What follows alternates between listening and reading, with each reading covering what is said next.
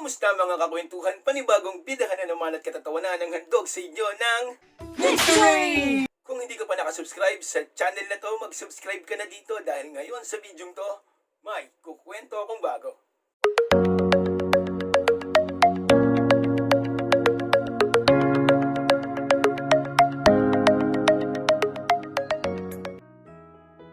Talo ka na naman ba sa rank game nyo? Di ka ba nakapasa sa school na gusto mo sanang pasukan? Ikaw ka ba sa mga kompetisyon na sinasalihan mo? Baka para sa'yo ang bidyong to. Dahil ngayon, ipagpapahili ko sa inyo ang lahat ng aking pagkatalo. Pinagmamalaki ko lahat ng aking kabiguan kung bakit.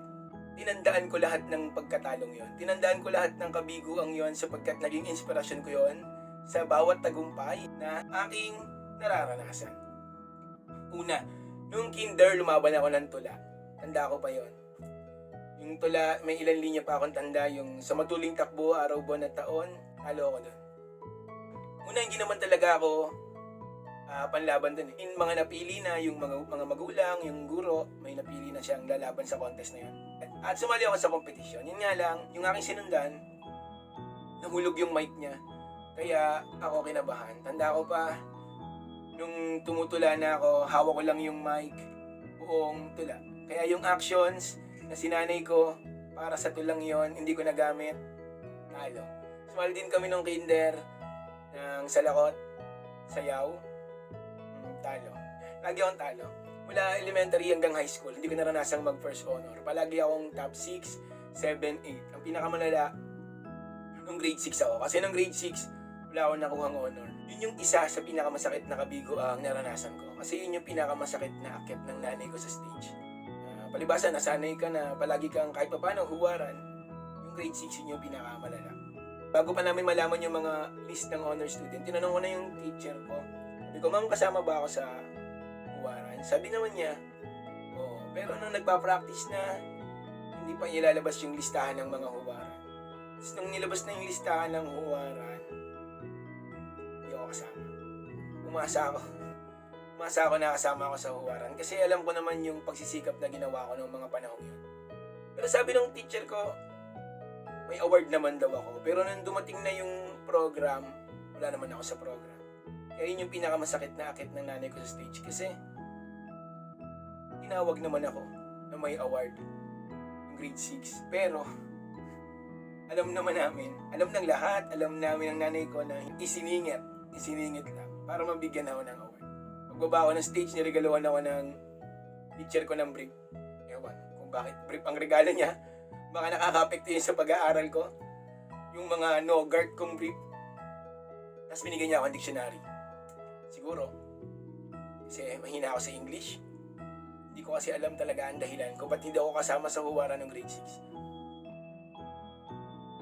Yun. Sumali kami ng stage play.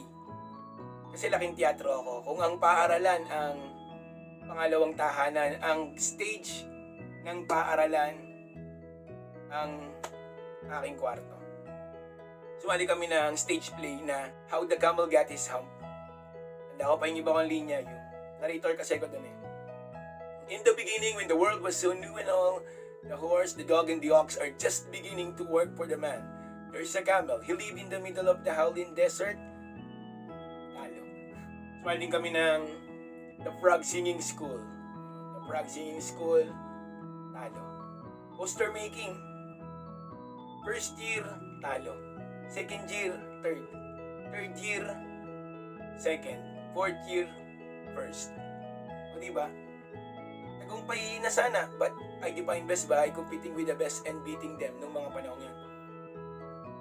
So, para sa akin, nagtagumpay lang ako kasi yung mga kalabang ko umalis na at nagparaya na para sa tagumpay ko. Kaya para sa akin, hindi pa rin yun absolute na pagkapanalo. Nung college, sumali kami ng sabayang pagbigkas, talo. Ang sabayang pagbigkas namin nun ay yung ang bato.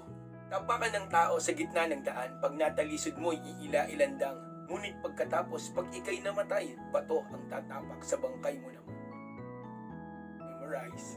Pero talo. Sumali din kami ng interpretative dance nung college. Talo. Second year ako nun. Sumali kami ng mural nung college. First year, talo. Second year, second yata o third, talo pa rin yun. Third year, talo. Fourth year, talo. Talo. Talo lagi. Cheer dance. First year, talo. Second year, talo. Third year, talo. Fourth year, pinaubayan na natin sa mga freshmen. Mukhang hindi ako pang sayawan talaga. Sumali din ako ng Mr. FBTO candidate. Pero hindi kasi ako gwapo. Ako gwapo. Ako na naniniwala sa sarili ko. Hindi ako nakapasok ng question and answer.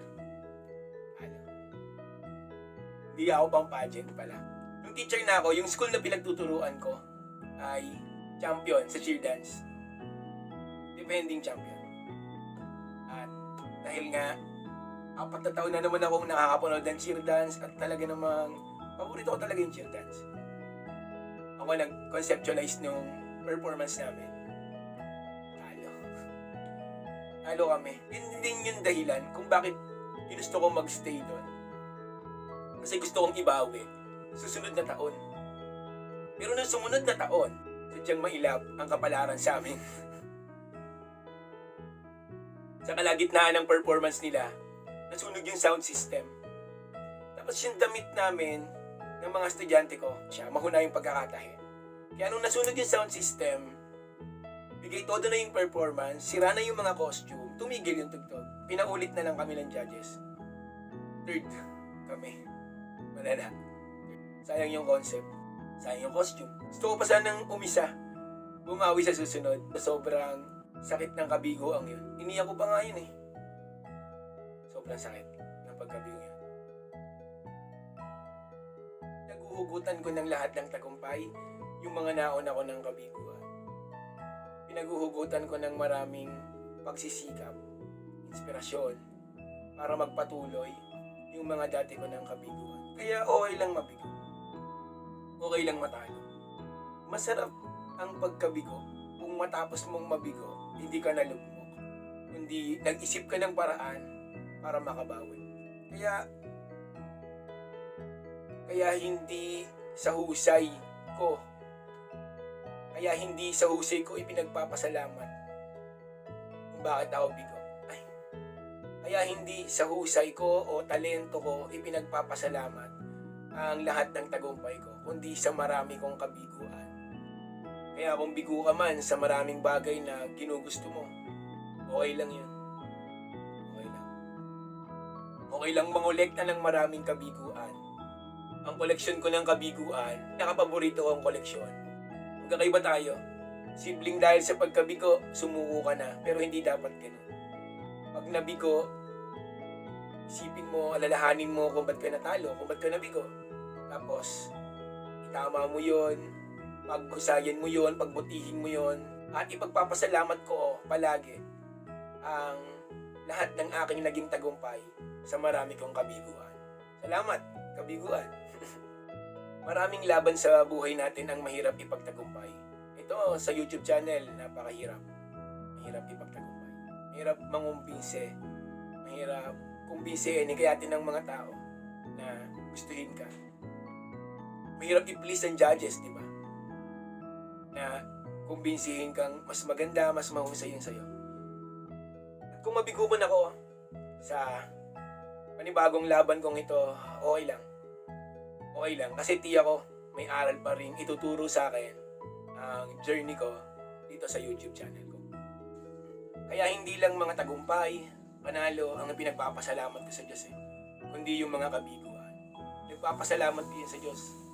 Salamat nabigo. Salamat sa kabiguan. Totoo. Nagpapasalamat ko din yun sa mga panalangin ko. Kasi yung mga kabiguan yun yung nagiging inspirasyon ko nga. Para ipanalo yung laban ko sa buhay. Kaya madalas magtalo, try lang ng try. Sabi ko nga, subukan mo, mabigo ka man, ang mahalaga, hindi ka mabigong sumuko. Pag napagod, magpahinga, huwag kang susuko. Tuloy lang ang laban. Sabi nga ng tatay ko sa amin nung bata pa kami, may paborito kaming kinakanta niya, yung maghintay ka lamang. Sabi doon sa kanta, kung hindi ngayon ang panahon na para sa iyo, huwag maiinip dahil ganyan ang buhay sa mundo. nawawala ng pag-asa, darating din ang ligaya. Ang isipin mo'y may bukas pa na mayroong saya. Gabi ko ay hindi hadlang upang tumakas ka. Huwag kang iiwas pag nabibigo, dapat na lumaban ka. Ang video ito ay inspired sa idol kong si Michael V sa kanyang vlog na Epic Fail. Subscribe kayo sa kanya. Sobrang solid niyang magkwento. Kaya kung paano niya tinapos ang video yon sa vlog niya, ganito ko rin tatapusin ang video to. Tandaan ang sanabi ni Pipito Manaloto. Piliin nyo ang mga laban nyo para kung sakali mang matalo, may matututunan pa rin kayo. Ako si Dixtory na palagi nagpapaalala, huwag mong higitan ang nagagawa ng iba. Ang higitan mo, yung nagawa mo na.